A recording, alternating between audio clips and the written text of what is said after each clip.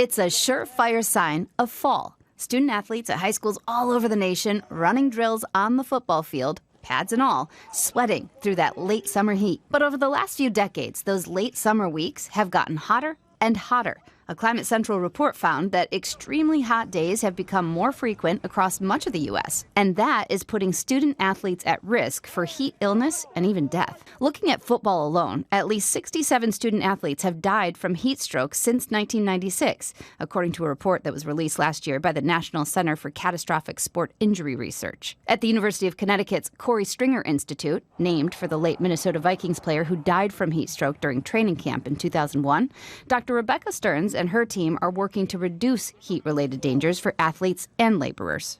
So with warming temperatures, we definitely know that the risk and the number of heat illnesses is going to be reflected or go up, especially in the fall season, because we have athletes returning to sport in the hottest months of the year. There's a greater number of days above 90 and these really extreme heat days, then we know we're going to see greater cases of heat illness too.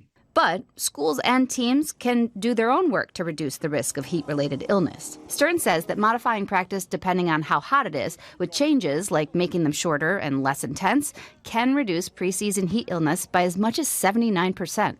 Another simple step, let the body get used to the heat. It will adapt. Heat acclimatization, WBGT, or weather-based modifications are really impactful.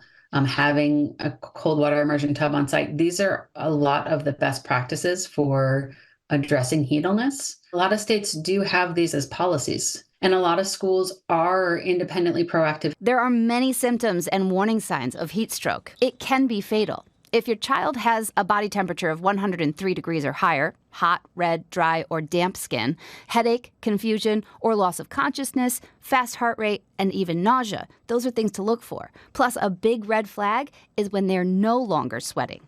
People with heat stroke need immediate medical attention. With this Climate Minute, I'm Ginger Zee.